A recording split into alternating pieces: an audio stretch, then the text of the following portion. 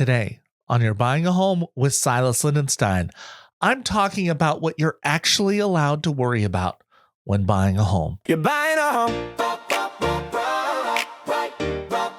You're buying a home with Silas Lindenstein. Pull up a chair, we'll walk the line. Big step, If you're buying a home and your brain is spinning at 2 a.m. about the paint color, whether you can live in the kitchen your whole life, or if that crack on the wall means there's something wrong with your house or it's haunted or anything else, this episode is for you. Today, I'm going to be talking about things that you worry about and what you should worry about and what you shouldn't. Hello, everybody. My name is Silas Lindenstein. I am your host. I am a real estate agent in the Seattle, Washington area, but if you're not from Seattle, it's okay to keep listening to the show. It's still for you. This podcast is about educating and empowering home buyers all over the nation. I do that through this podcast, the YouTube sister channel, Silas Gets Real on YouTube. I do this podcast originally to help buyers out that I was personally working with. It caught on like fire, and so now I do this on the national level.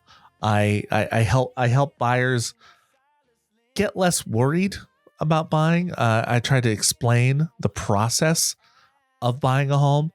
The first 10 episodes are all about the 10 steps to buy a home. So if that's just what you're looking for, go back to episode number 1. But if you want to focus on other aspects, that's what all these other episodes are for. And today is what you're allowed to worry about. By the way, if you want my ebook, I've rewritten it. It's new. I was sending out an old one. Now I got a new one.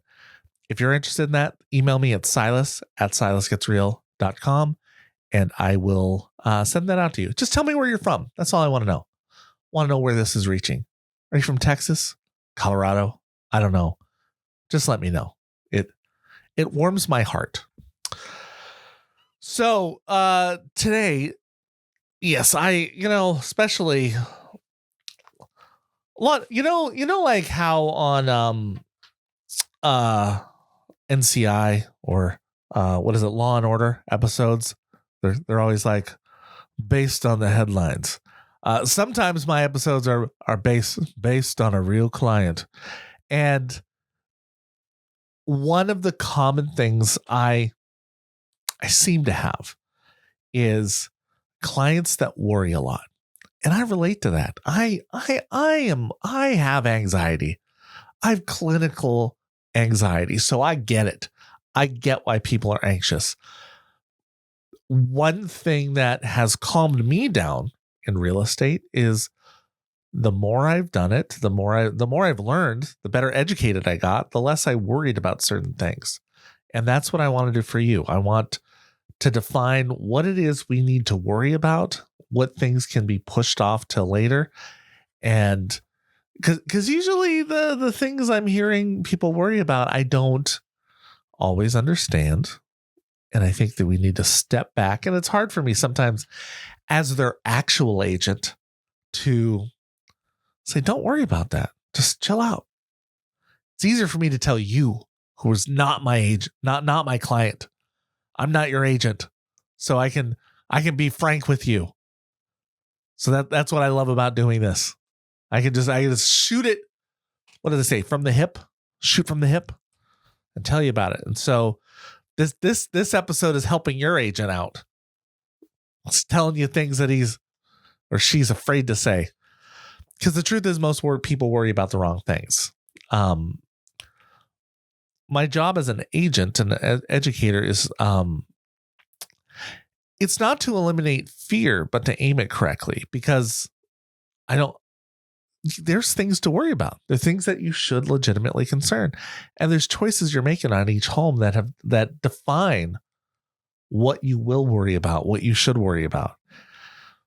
And I often think people will just worry about the wrong things, partly because we think we can predict what's wrong or what the seller thinks. You think so, and you can't. You only get so educated about it. Worry is a limited resource that you want to spend it wisely. Do you know in the autoimmune disorder worlds, there's this thing called spoons. You start off with a number of spoons each day, and every task you do costs a number of spoons. This might be a 1-spoon task, taking out the laundry, or doing the laundry. That's a 1 spoon. Taking out the trash, that's 1 spoon. Cleaning the bathroom, that's a 3-spoon chore, right? And eventually you run out of spoons. You only get 10 spoons in a day, so you got to limit what you do in a day. And that's helped me with anxiety. I don't have an autoimmune, but my loved ones do. The spoon analogy just works great for me. And that also works with worry. You have only so much worry you can expend. It's a limited resource.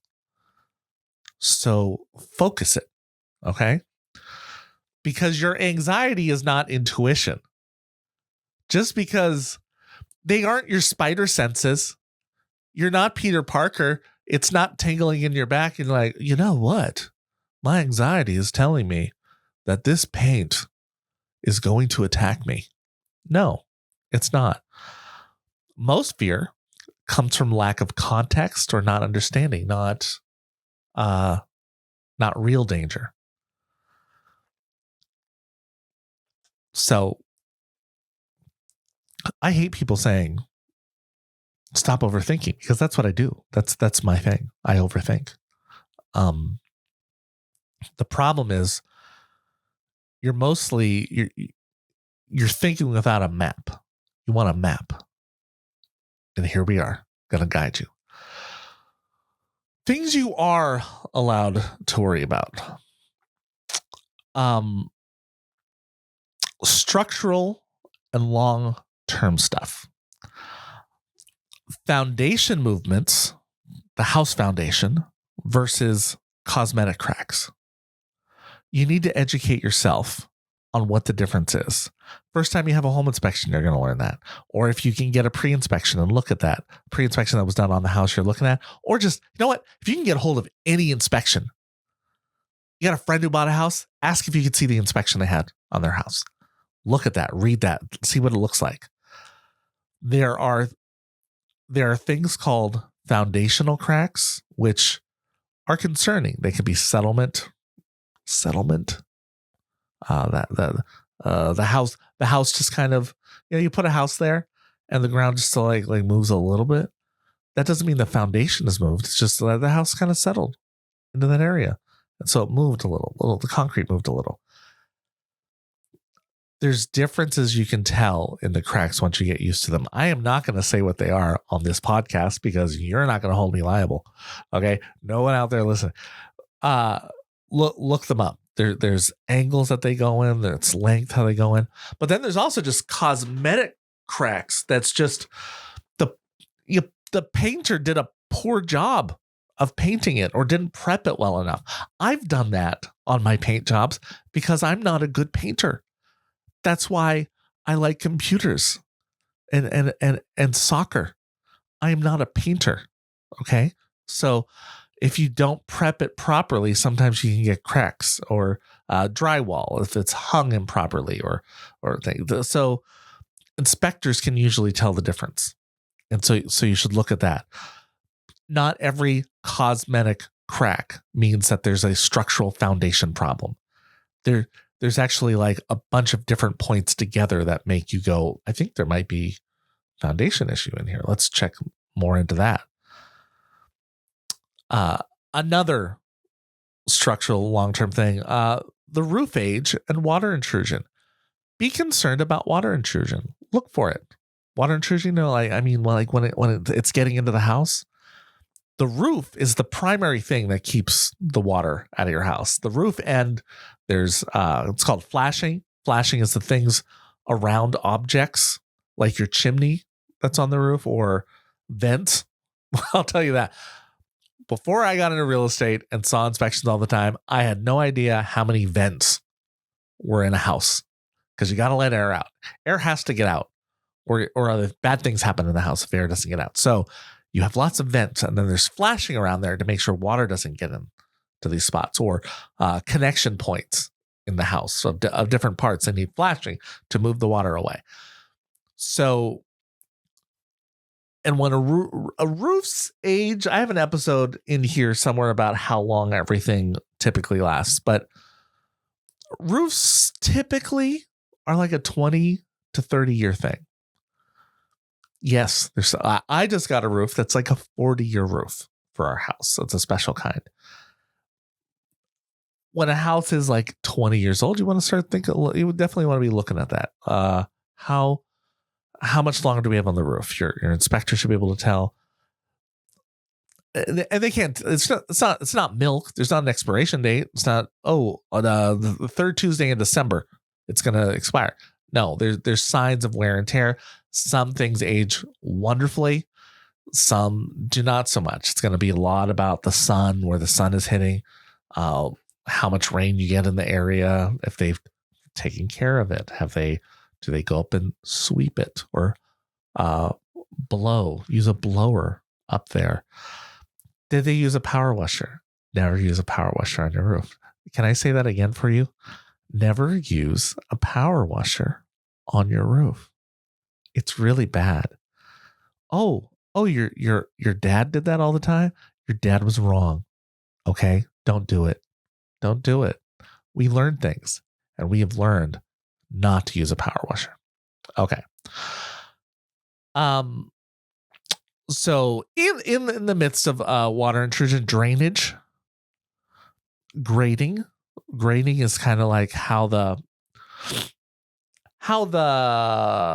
soil kind of moves away from the house. Like everything, your house almost should be like it's on a tiny little hill that you can't tell, but everything, like they grade the asphalt, everything away from the house. Is the water not going away from the house? This is why I love looking at homes on rainy days, so you can see what's happening to the water. Where's the water going? Is it draining properly? Is the drain slow? Because then if the drain's slow, there may be something that has to be fixed there. That could be an easy fix. But if there's too much water, you know that there's compounded problems going on. So I like to see that. Where does the water go? Layout problems that you can't renovate. My kitchen in my house is in the middle of the house. It's not in the back where a normal house has it. At one point, I think my house was expanded and it was on the outside, and now it's in the middle. So that's not something I can just fix with an easy renovation. There's a lot of pipes, lines that would have to move, outlet. Like if I wanted to put it in the back of the house, that is major renovation. That is almost stripping it bare to move things around. That is not something I can easily renovate away. You can renovate anything, but I can't easily fix that. It's not even like just knocking a wall down between two rooms to make a bigger room. You're moving major pieces, major systems of the house. That's a problem. That is a thing to worry about. Those are structural, long-term things that you should worry about. It's okay. Those are decision makers for even putting an offer in on the house. This next, I got these kind of in like three buckets: structural, long-term, location, lifestyle, and then financial. So next, location. Your commute reality, not your fantasy. Maybe traffic will ease up. Traffic has never eased up in the history of man. It's always worse, right? Oh, the light rail's coming in. That should make the traffic easier. No. Then more people are going to go, well, now everyone else is on the light rail, so I'm going to go.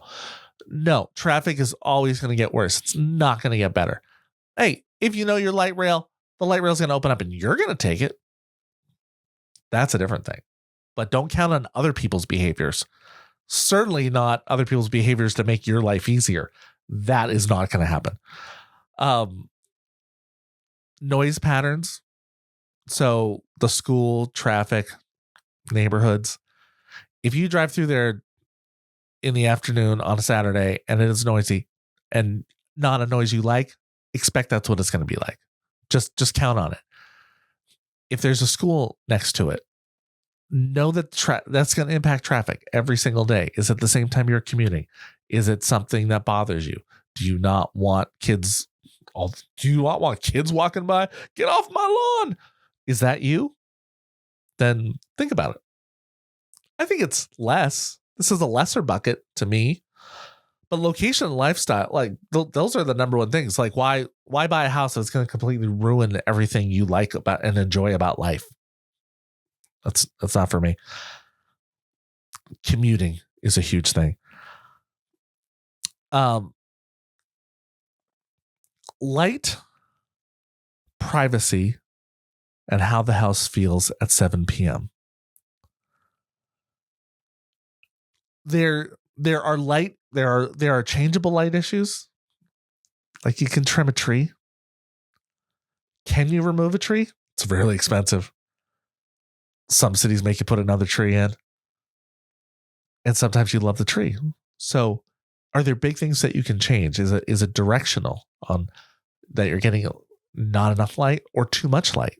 Maybe it's just piercing.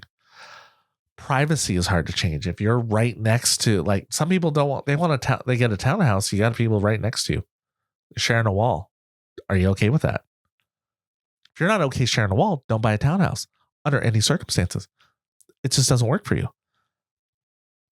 Are you in a band? Do you want to play in a band? How close are the neighbors? Are you going to be able to insulate this enough to not get called on every single night? And do as much as I like. I think the 2 p.m. to be honest on a Saturday, you should chill out about that. People have the right to have parties and barbecues and everything about that. But 7 p.m. on a Tuesday, you got to work the next day. It's a good idea to know what your neighbors are like, to know if there is are there commercial enterprises around that are going to make a noise. I once lived in an apartment when I first moved up to the Seattle area, and I did not notice that the apartment was located next to an old country buffet. And had I even known that, I still wouldn't have known what that meant. But I'll tell you what it meant. It meant that at 2 a.m., 3 a.m., every single day, there would be the garbage man would come and empty every single day because it was a big strip mall. And bang, they would be banging that giant trash can against the wall. Boom, boom, boom, boom, boom, boom. You know what was worse? It was like 6 a.m. So it was like close to wake up time, but not wake up time yet. So that's when they got there and woke us up every single day for 2 years. Wonderful. That's why I bought a house. It did. This is the place we went to, right? There's the important thing about location is remembering you can change the house, but you can't change the block. There's not much you can do about it.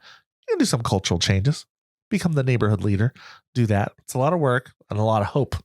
Hope things work. Hope people like you.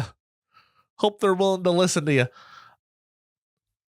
You can't change the big things like that as much. You can change the paint color. Can't change other things about that location. And the third bucket of serious worry is financial flexibility. Make sure your monthly payment is within your comfort levels, not just what you were approved for. A lot of people get approved for way more than they thought they would. Like, how? How is it possible? Because you didn't realize that you spend so much money on takeout food, and they're not measuring that. They don't know that you spend a lot of money buying new cosplay outfits for the next Comic-Con. They're not measuring that. you're spending a lot of money on lifestyle things that you don't want to change. Maybe you are willing to for a house. Make sure that you can make that payment comfortably. Okay. Don't assume it's going to go down. It could. There's ways. We talk about this in other episodes. There's a way to control your monthly payments, but it could get higher or it could just stay the same. So just be in control of it. Don't, you will, if you're stressing now, you will continue to stress. You will continue, it'll get worse. You're just going to stress more about it. So, and yeah, everybody, usually when you jump from rent to mortgage, it's a little bit more. It can be a little tougher at start, but is it worry level? How much worry level? Think about that. There's future expenses also that people forget about. Just maintenance. You gotta make sure you're maintaining things.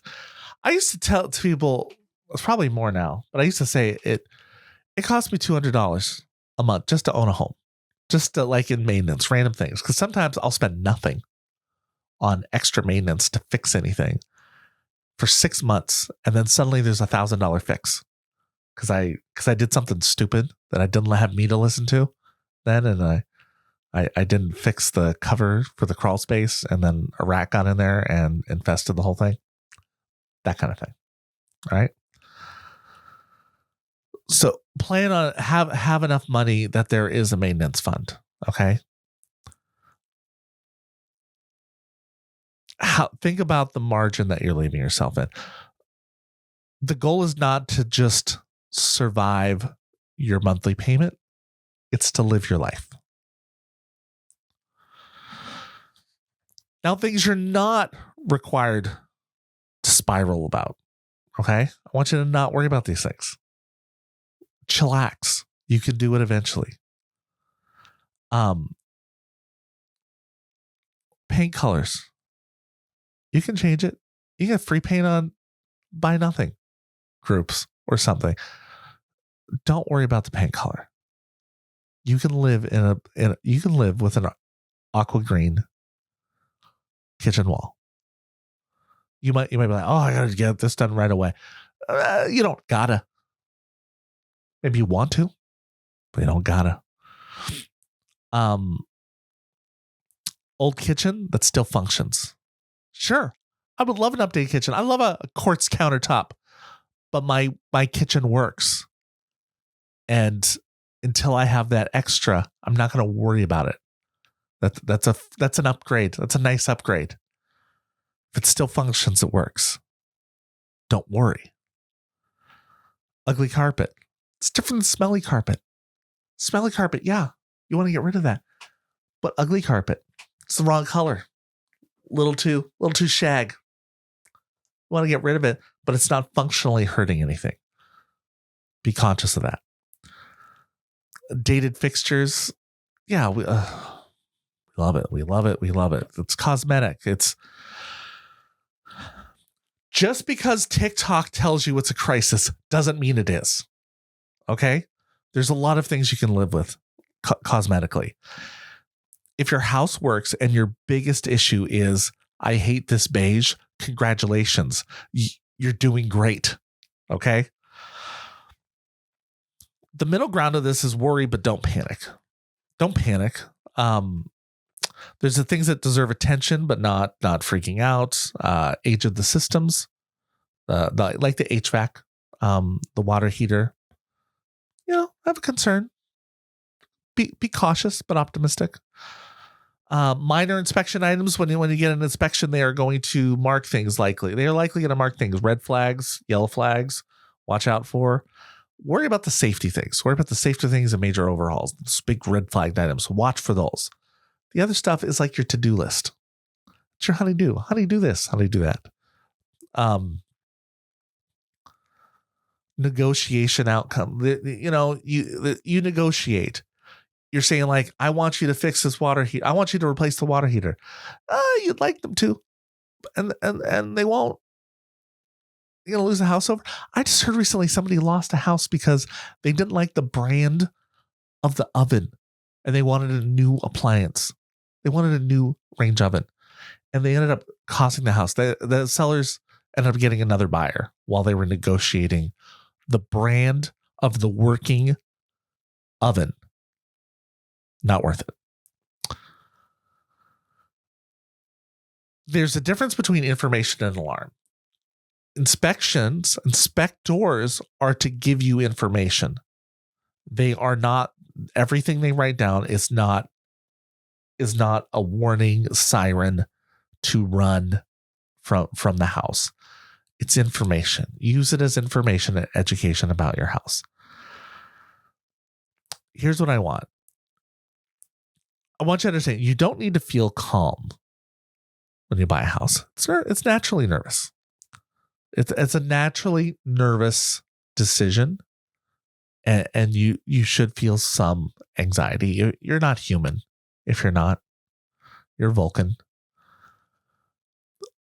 What you want is good information, a plan, and someone who knows what actually matters. Sometimes that's a loved one. Sometimes it's a real estate agent like myself.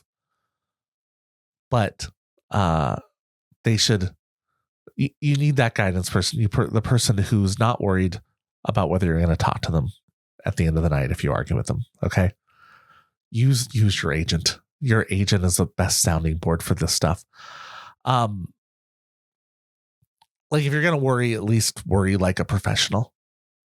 A little moderate disinterest. And that's the show. That's the show today. That's all I got for you, folks. Another fun episode.